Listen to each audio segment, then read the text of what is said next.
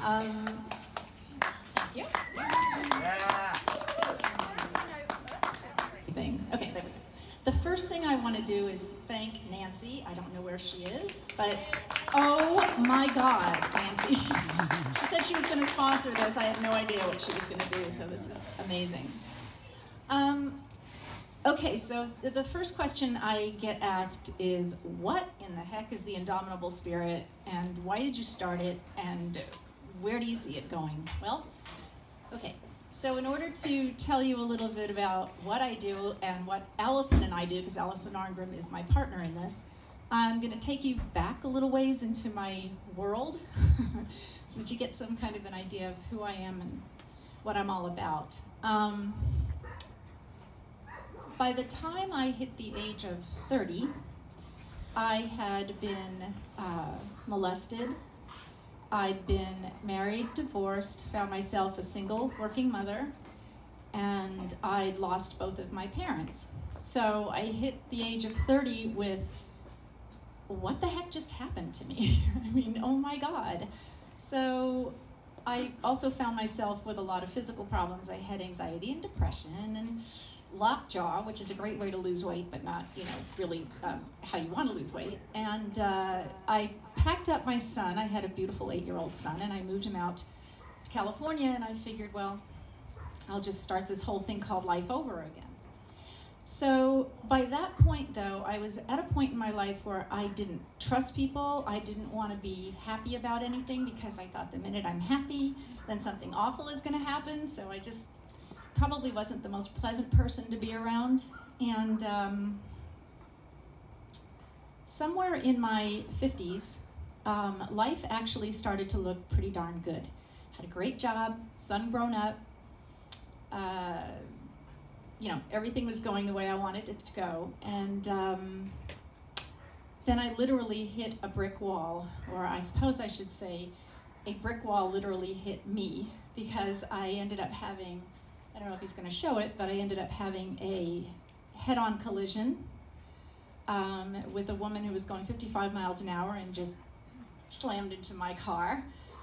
And once again, I just thought, oh my God, what is going on in my world? And while I was recovering from the head-on collision, I lost the job that I'd had for 13 years. So I had a lot of time to think. So I'm actually getting to the Indomitable Spirit part here. I actually had a lot of time to think, and one of the things I realized is that if that stuff hadn't happened to me in my 20s, I never would have ended up out here in California. I don't know what direction my life would have taken, but I wouldn't have the friends I have. I wouldn't have my wonderful ex-husband who is out there somewhere, and my best friend. I just wouldn't have had the opportunities I had. And I realized that the car accident, which afforded me a settlement, was kind of another blessing in my life, and that losing my job gave me freedom to do whatever the heck I wanted to do. So it suddenly dawned on me that these weren't obstacles in my life, these were opportunities in my life.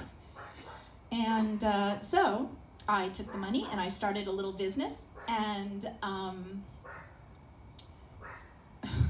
thought things were going well, and then the doctor said to me, your mammogram doesn't look quite right. And I'm like, oh my God. So yes, I ended up with breast cancer. So I had to take care of that in 2015. But this time, my reaction was, I don't have time for this. I have a life to live.